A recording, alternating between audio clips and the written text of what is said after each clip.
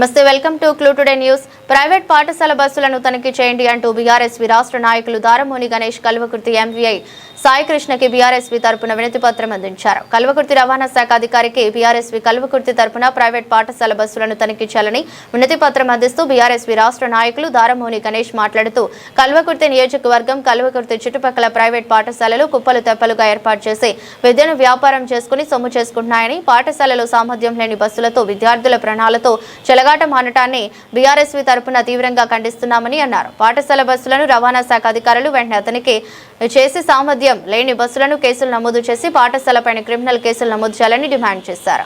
అందరికీ నమస్కారం. ఈ యొక్క 26-27 విద్యా సంవత్సరం ప్రారంభమైన సందర్భంగా కల్వకుర్తి మోటార్ వెహికల్ ఇన్స్పెక్టర్ గారిని మరి ఇక్కడ స్థానిక విద్యార్థి నాయకులతో కలిసి ఇక్కడ ఒక రిప్రజెంటేషన్ వినతి పత్రం ఇవ్వడం జరిగింది.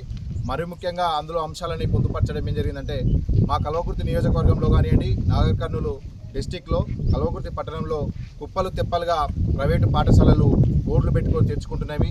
దాంతో పాటుగా ఆ ప్రైవేటు పాఠశాలలు అనేటివి ఆ విద్యార్థులను తరలించడం కోసము మరి ఫిట్నెస్ లేనటువంటి బస్సులను, సరిగా సౌకర్యాలు లేనటువంటి బస్సులని మరి రోడ్లపైకి తెచ్చి విద్యార్థుల యొక్క ప్రాణాలతో చెలగాటుగా మారుతున్నారని చెప్పేసి ఈరోజు ఎంబీఏ అధికారి కల్వకుర్తి గారి దృష్టికి ఇక్కడ ఉన్నటువంటి విద్యార్థి సంఘ నాయకులతోని సార్ దృష్టికి తీసుకోవడం జరిగింది. వారు కూడా ఈరోజు సానుకూలంగా స్పందించడం జరిగింది. మేము మరి ముఖ్యంగా ప్రైవేటు పాఠశాలను హెచ్చరిస్తున్నాము, డిమాండ్ చేస్తున్నాము. ప్రభుత్వాన్ని కూడా రవాణా శాఖ అధికారులను కూడా మేము విజ్ఞప్తి చేస్తున్నాము. మరి ముఖ్యంగా కల్వకుర్తి పట్టణంలోని ప్రతి ఒక్క ప్రైవేట్ పాఠశాల యొక్క బస్సుని తనిఖీ చేయాలి. మరి ఏ పాఠశాల బస్సు తీసుకున్నా కూడా కనీస వసతులు లేవు. అందులో ఒక అటెండర్ ఉండడు. అటెండర్ లేకుండానే మరి అక్కడ బస్సులలో విద్యార్థులను తరలిస్తుంటారు.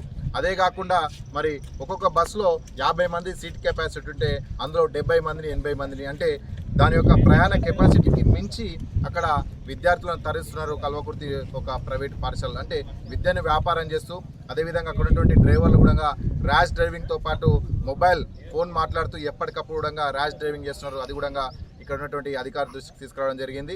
మరి ఇదే కాకుండా ప్రతి ఒక్క ప్రైవేటు పాఠశాల బస్సులో ఎవరైతే విద్యార్థులు ప్రయాణిస్తున్నారో ఆ విద్యార్థులు ఎవరెవరు ప్రయాణిస్తున్నారు అనేది అక్కడ లిస్ట్ అనేది పొందుపాటు చేయాలి. ప్రతి ఒక్క బస్సులో ఎక్కడ కూడా అది ఎవరు కూడా ఏ బస్సు కూడా మెయింటైన్ చేయట్లేదు.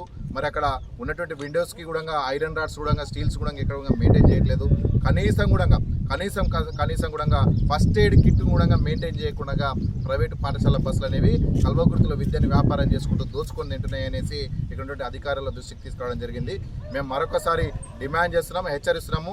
ఇప్పటికైనా సరే కల్వకుర్తి ప్రైవేటు పాఠశాలలు కానివ్వండి, నాగర్ కర్నూలు జిల్లాలోని ప్రైవేటు పాఠశాలలు మారకపోతే మేమే స్వచ్ఛందంగా రోడ్లపైకి వచ్చి అక్కడ ఉన్నటువంటి పాఠశాల బస్సుని ఆపి మరి అధికారులను అక్కడికి రప్పించి మరి అక్కడ సీజ్ చేసే విధంగా, మరి సీజ్ చేయడంతో పాటు చట్టపరంగా క్రిమినల్ కేసు నమోదు చేసేంత వరకు కూడా మేము విశ్రమించబోమని మరొకసారి హెచ్చరిక చేస్తున్నాము. మీరు ఇప్పటికైనా మారండి.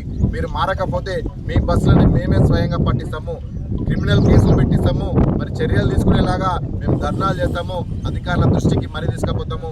ఇక్కడితోనే వదిలిపెట్టామని మరొకసారి తెలియజేస్తూ ఇప్పటికైనా ప్రైవేటు పాఠశాలలు మీ యొక్క తీరుని మార్చుకోమని హెచ్చరిస్తున్నాము. విద్యని వ్యాపారం చేయకండి, ఒక విద్యని ఒక యొక్క మంచి ఉద్దేశంతో తీసుకుపోవాలని తెలియజేస్తున్నాము.